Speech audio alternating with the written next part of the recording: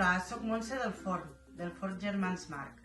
I en ple confinament i que s'apropa Sant Jordi, he pensat que seria una bona idea ensenyar-vos a fer les roses d'hojaldre. Per a fer-ho necessitarem una planxa d'hojaldre, una mica de farina, mermelada, en aquest cas jo l'he triat de maduixa perquè és la que m'agrada, però tant se pot fer en un altre tipus de mermelada, en crema, xocolata, això és el gust vostre. Massana, que l'haurem escaldat prèviament, ou batut, càpsules del número 8, un rodillo per a poder treballar l'hojaldre i un gabinet. I ara passarem a treballar-ho. Farem unes tires d'hojaldre, a veure, si queda més doble, més prim, no passa res, i les deixarem estiradetes. Aplanarem una miqueta per a que mos quedi l'hojaldre finet. Abans a la taula hem ficat farina, si volem ne podem ficar una miqueta més damunt per a que no se mos apegui el que és el rodillo, perquè necessitem que l'hojaldre quedi molt finet, perquè si no és una pasta que si no quedarà crua del mig. Quan ja la tenim fineta, agafem la mermelada i l'escampem a la part de dalt de la tira.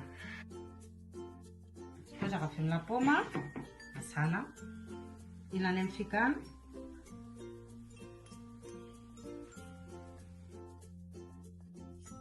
com que ens ha quedat molt de... Al estirar-lo se mos ha fet, ja podem treure un trosset. Tornar a juntar i fer-ne més, cap problema.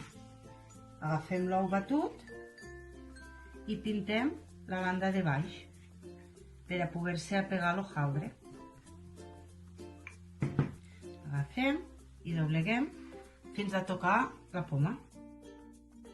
Quan ja ho tenim, tornem a pintar i anem enredontillant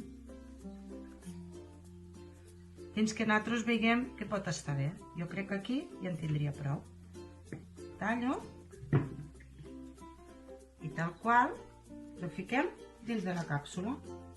Que a les càpsules estaria bé ficar-hi una miqueta d'oli o mantequilla per a que no se mos apegui.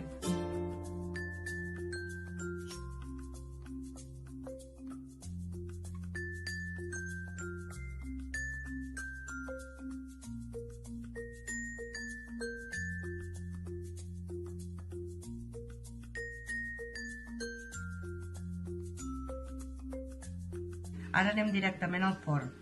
Les ficarem a uns 180 graus mitja horeta, però en quant controlant-ho per a que no se mos creme l'hojaldre.